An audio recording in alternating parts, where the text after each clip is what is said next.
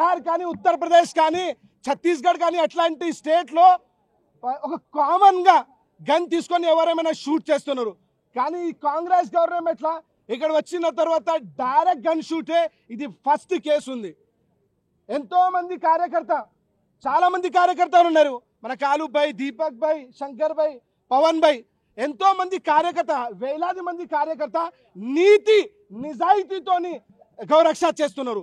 లీగల్గా పట్టుకుతున్నారు. బండికి కావాలని పోవాలి, బండి పట్టుకోవాలి, పైసలు తీసుకోవాలి, లేదంటే గన్ చూపెట్టాలి, బందూక్ చూపెట్టాలి, లేదంటే కత్తి చూపెట్టాలి, తలవార్ చూపెట్టాలి. లేదు, పోలీస్ డిపార్ట్మెంట్ గవర్నమెంట్ నుంచి ఏదైతే లీగల్ ఉంది ఆ లీగల్ ప్రకారం బండి పట్టుకుంటున్నారు, మళ్ళీ పిఎస్కి ఇస్తున్నారు. పిఎస్కు ఇచ్చిన తర్వాత మన కార్యకర్త మీద చాలా మంది కేసు బుక్ చేస్తున్నారు.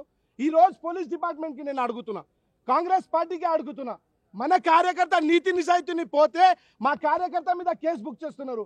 ఇప్పుడు గన్ షూట్ చేస్తే మీరు విత్ ఇన్ 24 hours ఆయనకి పట్టుకొని శిక్ష ఇవ్వాలని మేమైతే అంటున్నాం. ఈ రహమత్ బేగ్ ఎమ్మెల్సీ ఇక్కడిక్కడో పటాన్చెరు కానీ, లేదంటే ఘట్కేశ్వర్ కానీ, భువనగిరి కానీ, ఇక్కడైనా ఆయన కార్యకర్త బండికి ఇల్లీగల్గా తీసుకోపోతే మన కార్యకర్త మీద కేసు బుక్ చేస్తున్నారు. కేసు బుక్ చేసి ఎఫ్ఐఆర్ బుక్ చేసి భయపెట్టి పోలీస్ స్టేషన్లో పోయి అదే బండికి తీసుకోపోయి మళ్ళీ స్లాటర్ హౌస్కి తీసుకోపోతున్నారు. ఎంత లీగల్గా పని చేసిన తర్వాత కూడా మన కార్యకర్త మీద కేసు బుక్ చేస్తే చాలా బాధాకరం విషయమని ఉంది. మేమంటున్నాం, ఎంతో థ్రెట్స్ ఉంది మన కార్యకర్త మీద. ఎంత గౌరక్ష, ఎంత చేతి మీద ప్రాణం తీసుకొని గౌరక్ష చేస్తున్నారు. మన కార్యకర్త దగ్గర ఏ బాడీ గార్డ్ లేదు, కోట్లు పైసలు లేదు, ఎవరి దగ్గర పెద్ద పెద్ద బండి లేదు, లేదంటే కరోడపతి లేదు, ఏ పవర్ లేదు. కానీ నీతి నిజాయితీగా మన గౌమాతకి కాపాడాలి. మా గౌమాత మాకు రాష్ట్రమాత కావాలి. ఈ గౌమాత ఏదైతే నాకు పుట్టిన ఇంట్లో ఉంది గౌమాత లాగా, ఈ గౌమాత బి మాకు గౌమాత లాగా ఉంది. కాబట్టి ఆ నీతి నిజాయితీని గౌరక్ష చేస్తున్నారు.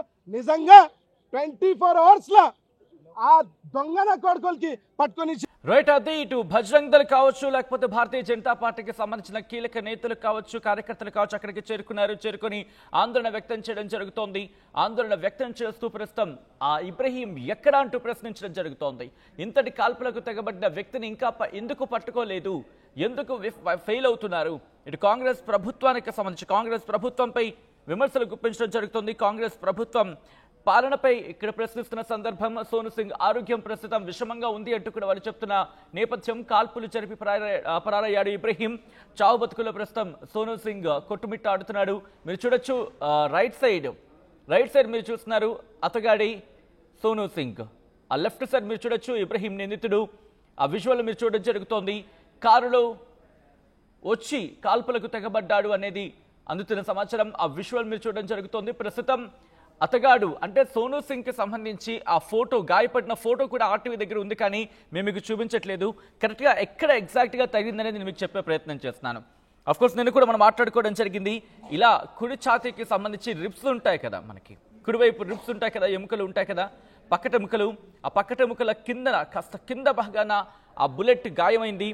నిన్న చికోటి ప్రవీణ్ ఆర్టీవీతో ఎక్స్క్లూజివ్గా మాట్లాడుతూ కూడా ఆయన ఒక మాట అనడం జరిగింది. అది లంగ్స్కి టచ్ అయింది, ఊపిరితిత్తుల్లోకి వెళ్ళింది అంటూ కూడా అర్థం వచ్చారు ఆయన చెప్పుకొచ్చారు. ఈ క్రమంలో ఇబ్రహీంని విడిచిపెట్టద్దు, ఇబ్రహీంని త్వరగా పట్టుకోవాలి.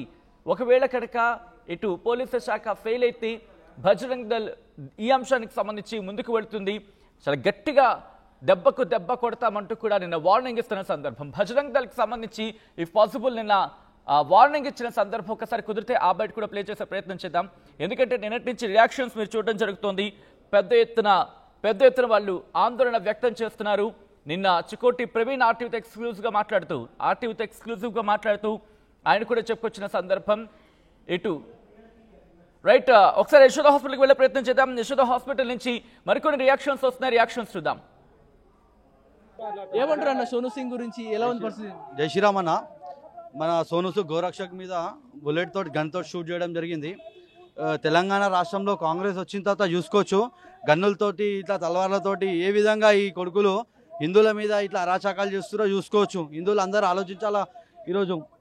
ఈరోజు మా గోరక్ష కార్యకర్త గోవులను ఆపుదామని పోతే గన్నులతో షూట్ చేస్తున్నారు. ఇలా ఏమంటున్నారు ఇప్పుడు అతను పోలీసులు యాక్షన్ ఈరోజు తెలంగాణలో పోలీస్ వ్యవస్థ ఫెయిల్ అయిందని చెప్పేసి మనం అనుకోవచ్చు. గన్స్ ఎక్కడి నుంచి వచ్చింది అంటారు అసలు చేతిలో అదే guns ఎలా చెప్తున్నా వస్తున్నాయి? కదా, ఇప్పుడు ఈ గన్స్ ఎక్కడి నుంచి వచ్చినాయి అది చూడాల్సిన బాధ్యత వాళ్ళది, పోలీస్ డిపార్ట్మెంట్ది. అదే మా గోరక్ష కార్యకర్తలు ఏమైనా చిన్న చిన్న గోరక్ష చేస్తే వాళ్ళ మీద కమ్యూనల్ షీట్ ఓపెన్ చేయాలి, రౌడీ షీటర్లు ఓపెన్ చేయాలి, డెకాటీ కేసెస్ పెట్టాలి, పైసలు గుంజుకున్నారని చెప్పేసి కేసెస్ పెట్టాలి.